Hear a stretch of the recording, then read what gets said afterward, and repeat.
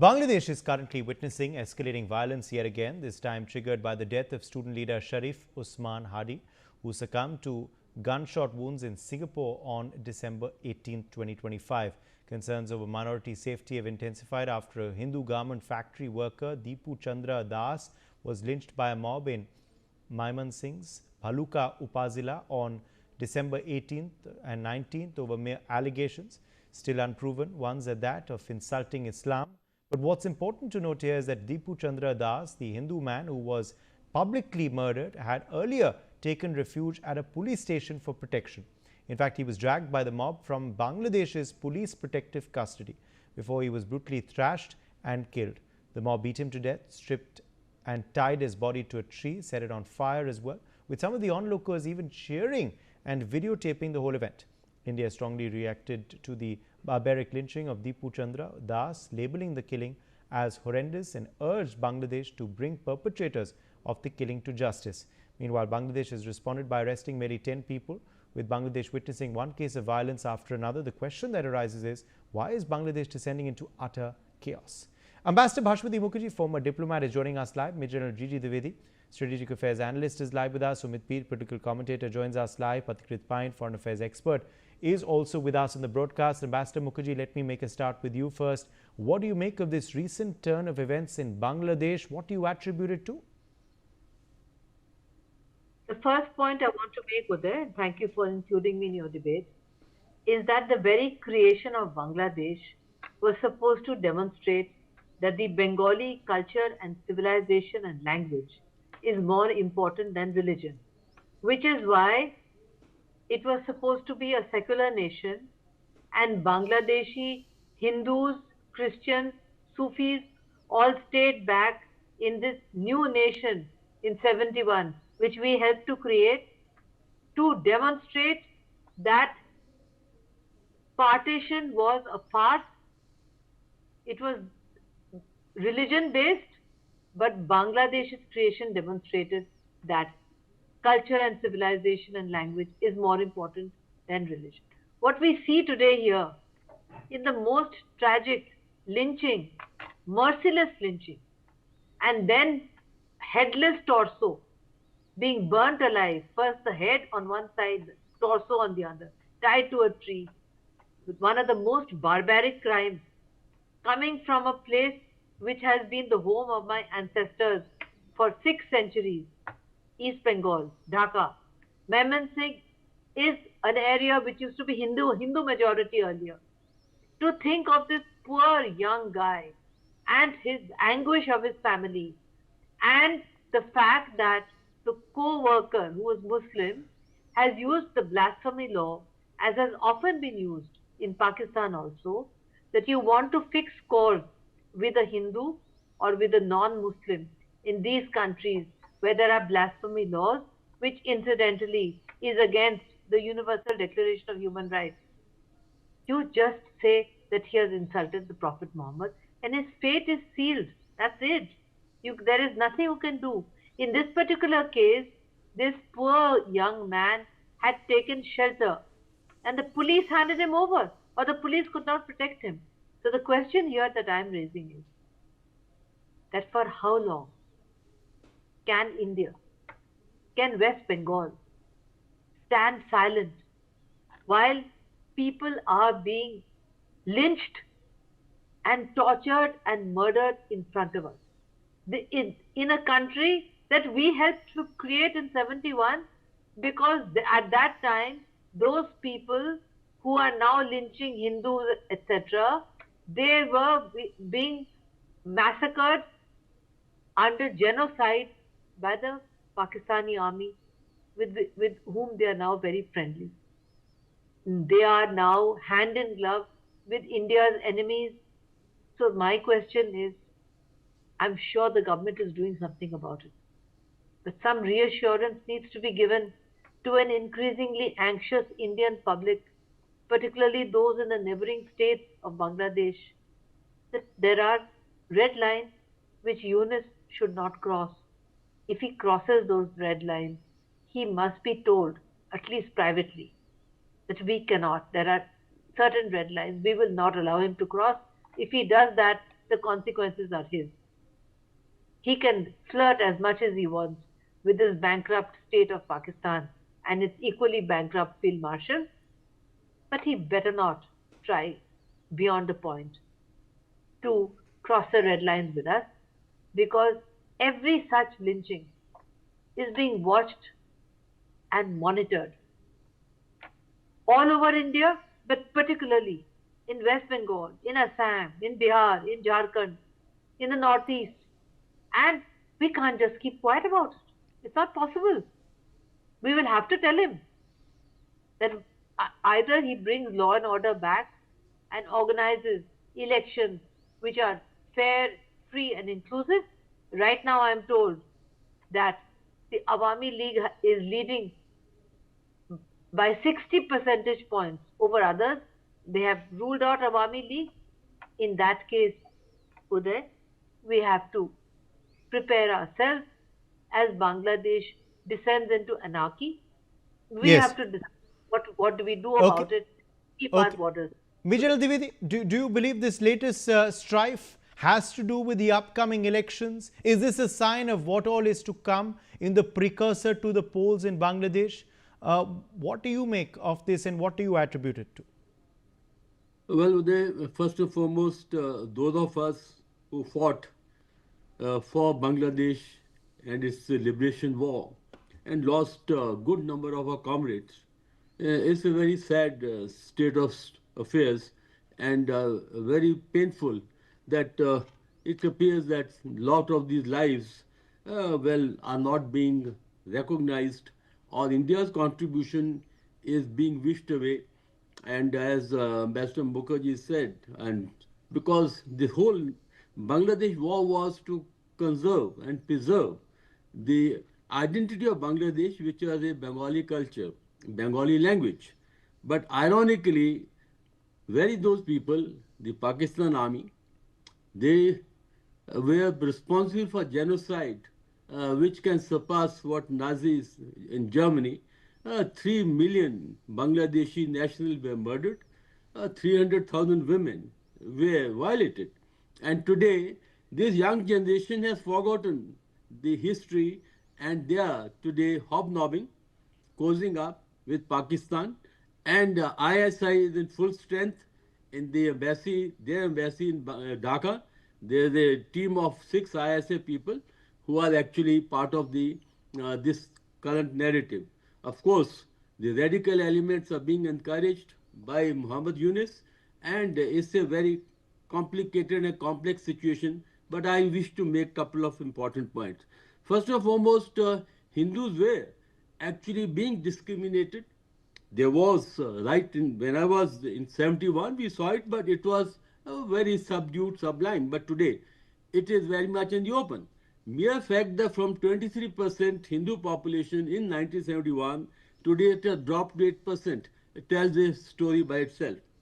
The second point is that there is a nexus that is developing between Bangladesh, Pakistan, China. I just did an article last week on this. It's a very serious issue. It's no more the Bangladesh internal situation. It's directly impacting India's security. And there have been statements made by some of the student leaders and also some of the veterans there that we'll cut off the 7 states, India will be cut to size, India need to be broken for Bangladesh security. All this is not tolerable. I think they are already crossed the red lines, and a message has to go very publicly, not discreetly to Muhammad Yunus, that either you mend your ways or there will be very firm action on Bangladesh for which the consequences will be, I can't state here, but consequences will be very dire. And the second point is that we need to stand by Hindu population. After all, who will stand by them? Where will they go? If we keep tolerating, I think there is no end to it. And one day, all these Hindus will have to leave. As it is, they are only 8%. The third point is that our national security cannot be compromised just on the pretext that it is internal affair of Bangladesh. No, it is very much our concern. And in case Bangladesh and its current dispensation and all the others who don't actually respect our feelings our sentiments, I think then we also have to reciprocate in same manner. And my last point is Yes. that today the situation in Bangladesh is very chaotic. Even the student bodies they are divided. There is no law and order. If Dibu Das could be taken out from the police people and murdered, that means that police is also defunct. So all I can say is that India needs to now brace up for something situation that will being developing is only going to worsen by the days, because I don't think by any chance there are going to be any fair and free elections, and most likely radical and Islamic element are going to hijack the election. That's what is the writing on the wall. Uday. Sumit, are you satisfied with how India has taken this up so far? India has, of course, condemned this. They've spoken out. Do you believe this is something that must be raised more with the Bangladeshi authorities? There have been token condemnations, but what action has followed is the big question. To bring these perpetrators of this crime to book, we are, would be scared as to what is then going to befall the minorities within Bangladesh in the days ahead, if this is a sign of what is to come before the elections there. Uday, thank you very much for having me on your show. Well, I have been very clear and telling this, that if this what happened to Dipu was a playbook what used to happen in Pakistan, this was unheard of Bangladesh. ये पाकिस्तान में होता था. Anybody accused of blasphemy, remember that Sri Lankan guy who was burned to death? Was, if you put him in the police station, mob will go and attack the police station, or they will snatch him away from the police. Even if he though is a Muslim, just put the blasphemy charge on him, and if it's a non-Muslim, 101% he will die on the street. 101% within 2 hours he is dead. This is an experiment which Yunus is doing and showing to India. His police handed over Dipu to the mob. When he was there, it is his police who handed them over. They could have handled the mob. They could have tackled the mob. You are talking about my Bangladesh Rapid Action Force is good. I mean, if a mob of 1,000, 2,000 people come, do you hand over somebody because he was a Hindu? You handed him over. Now, the way he was murdered, look at the social media. I'm not casting aspersions. All over there were Allahu Akbar chants. Everybody was making a video. This person was put on fire in open public light. They wanted to send a message. Now, are we to believe today that tomorrow if there's any Hindu, you want to settle him, just like blasphemy ka charge laga do and say, bhai maar ye bol diya. Then what will happen? That people will come, mobs will come, and what is the point of arresting? What is the point of doing things? You are telling that there's a new normal here. There are two normals now in Bangladesh.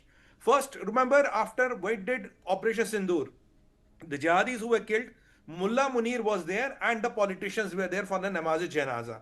Yesterday, Wakrul Zaman was there and Mullah Yunus was there for the Namaz-e-Janaza. One similarity. Second thing, again this kind of a lynching in the broad daylight because he's a Hindu. There are allegations. There is not proof. The allegations he has said something against the Islam or the Holy Prophet. Then you drag him up. You make a case study of him. You are frightening the whole Hindus of the Bangladesh. The point here is that there might be a day. Sorry, Uday, I have to say this. You have to forget CA, you have to forget everything else. You might have to open up a border and say, bhai, jo bhi Hindu hai, prove your identity and come in, because what are they doing? And this is covered, it happened in the city. What happened? Villages, kasba, chota mota gaon, how many women were raped, how many people were killed, how many shops were burned? There is no news of that. That won't get covered in such a fiasco. So it is a very, very clear message. Hindus won't be we don't let them live here. The problem is for Hindus, Sikhs, Jains and Bose especially, where will they go? For Christians, still they have a lot of countries. For Jews, there still is there Israel. But where will Hindu, Sikh, Bodh and Jain go? There's no other country. They have to come to us. So Bharat has to be seen spearheading this. You have to call, after Ambassador Ma'am has spoken, General Saab has spoken, I think they're the men who have handled this, and General Saab has been fighting for Bangladesh. We lost over 4,500 men. Our 9,000 men were injured. Some men got permanently disabled, and there are some casualties that never not. So we have got this with sweat and blood. We are stakeholder here. It is our right to speak for the Hindus. And it has to be a very, very clear message, Uday, that this is the red line. Beyond that, we'll do whatever is done. And what General Saab rightly said, jo bhi consequence hoga, you are responsible for that consequence. It has to be told to the world.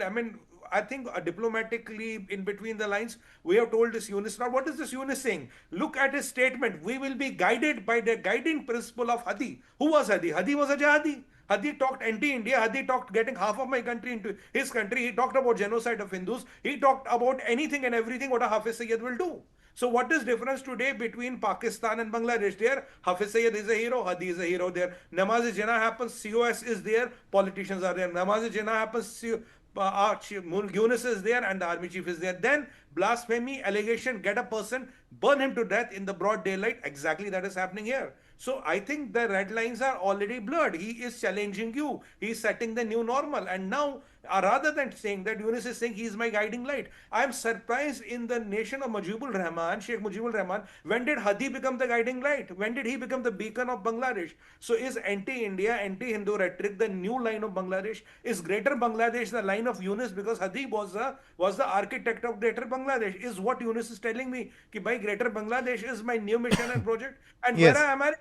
People like when Hadi got killed, Uday, American embassy went and said we are very हमें बड़ा दुख हुआ जी Hadi मर गया. When a man gets lynched like that, where are the Americans? Why didn't they utter one word? Okay. You have to take the onus on yourself. If you start saying it, and if you start saying it at the top of the world, people will follow. If we want to give it a miss, swear to God, sir, nobody is going to pick it up. The Right. India has to pick it up with all the valor, and with given all the consequences. Let Yunus know their own consequences. I want to make one sentence. What election is he talking about? Awami League, which won 224 seats out of 300, banned. Sheikh Hasina, gone. Her leader, his daughter, his leader's house was torched. His daughter was burnt alive. Another daughter is fighting in ICU. He is fighting in ICU. So BNP is practically gone. Okay. Awami League. Okay. So who is fighting election with whom? Yes, it is a worrying state of affairs, and of course the global silence is telling is what you're clearly claiming. Pathikrit, let me bring you in here on this worrying pattern, because now it seems to be a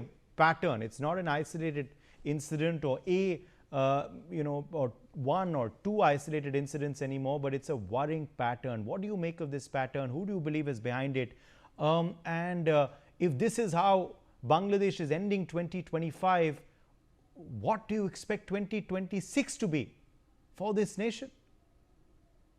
Uday, this has been a pattern since probably more than a century. Why are we saying it happened in the last 1 year?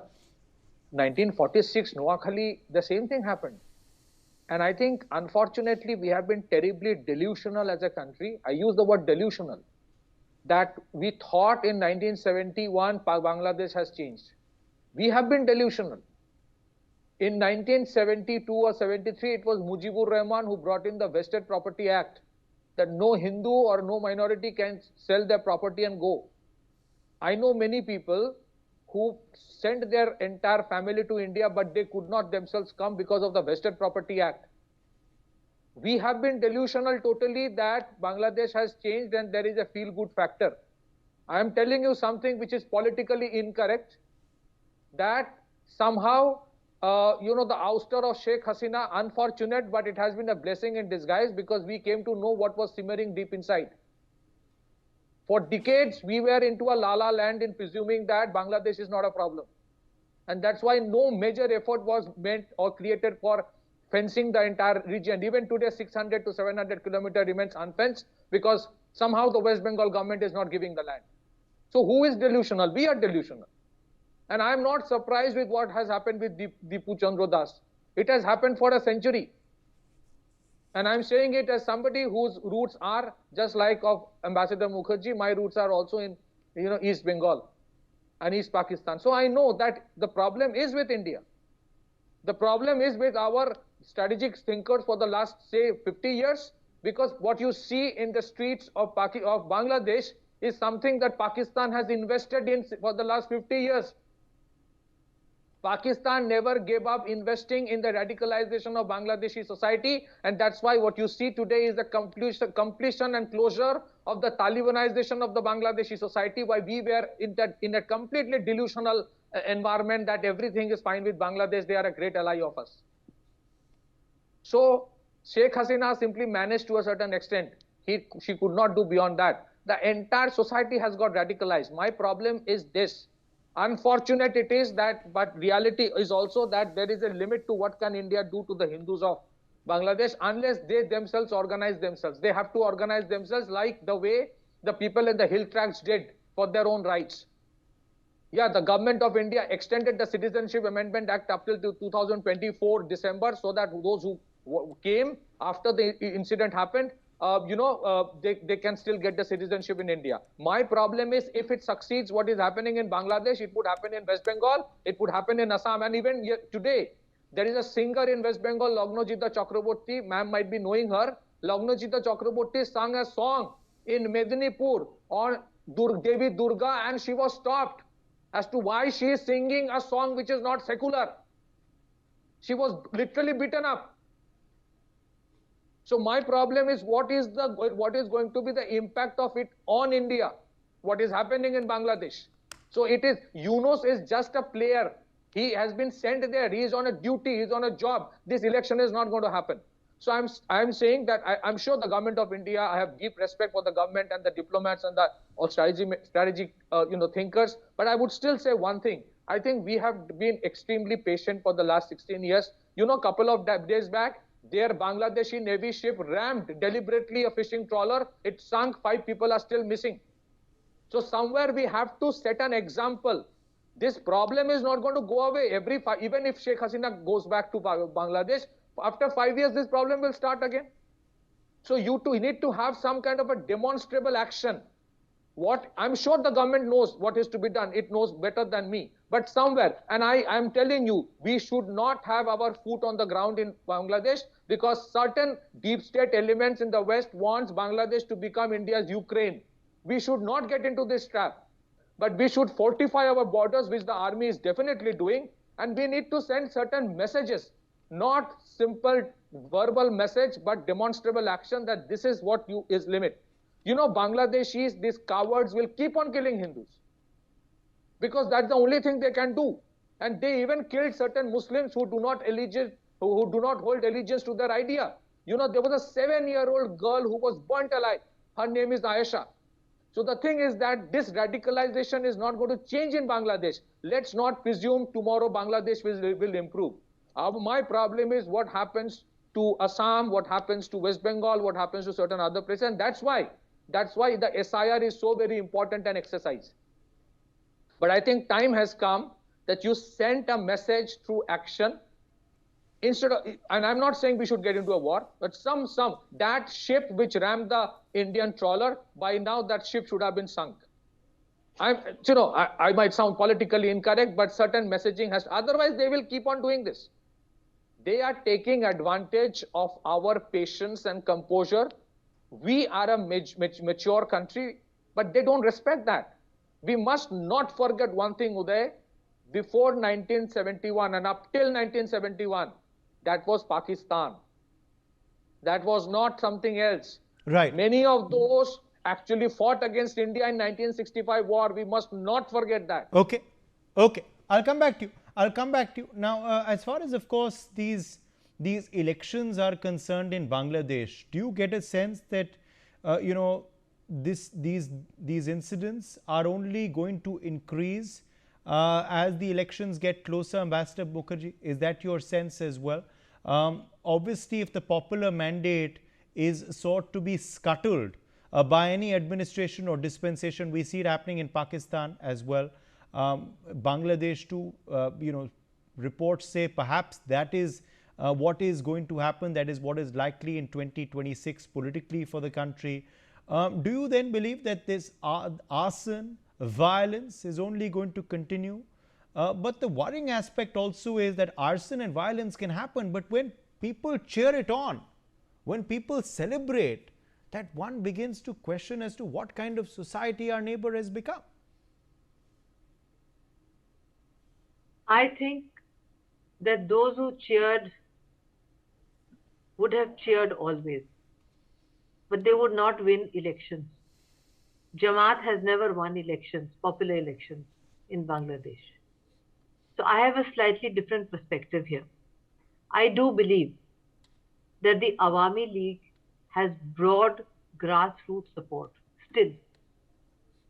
I do believe that in a free and fair election in Bangladesh, where Awami League would be included, they would come back to power. I do not think we should open our borders to allow in all the Hindu Bangladeshi passport holders, etc., because that will ensure that we will lose West Bengal. We cannot allow it. We cannot allow these people, we cannot open our borders. It's as simple as that. I sound very hard-hearted. I come from that part of Bengal like Pathikrit. Our national security demands that we do not allow them to cross. Our national security demands that we send back all illegal Bengali immigrants, regardless of their religion. It has already had huge results here, I can assure you. There in South Delhi and in Gurugram, they've all gone back. Okay? Now the question is, how do we handle it? I agree with Pathikrit. Bangladesh will not be our Ukraine for the very simple reason that Bangladesh is not Ukraine. We should not have a war with Bangladesh. An elephant does not kill a mosquito by having a war. We must send some messages. We must. Yes. The message should be such, it should be crystal clear, but it should not be interpreted as a bullying tactic. It should be interpreted that you've crossed a red line. And finally, laying that man to rest next to the grave of Nazrul Islam, who spent his entire life writing secular music, living in Kolkata, which he loved, Okay. is a great insult as far as India is concerned.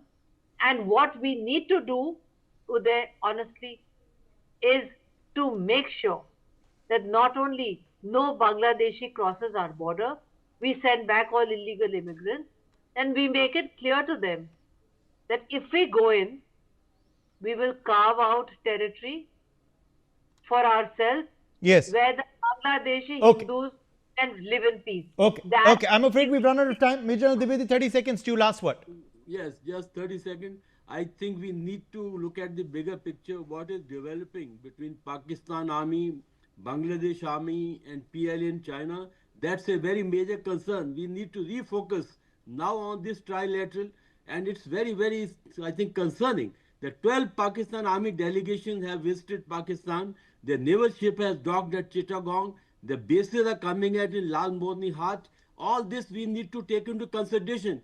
And Pakistan is going to train the Bangladeshi pilots on J-10C. I think that's a bigger picture we should not miss out, because it may not be Ukraine, but it's going to be a very sensitive issue. When these three forces come together, it will be, I think, much bigger than what we had Op Sindoor. We'll be facing Op Tandoor here. Uday. Let's take a break. My thanks to all of our guests for joining us on this discussion. Stay tuned to NewsX. The news continues on the other side.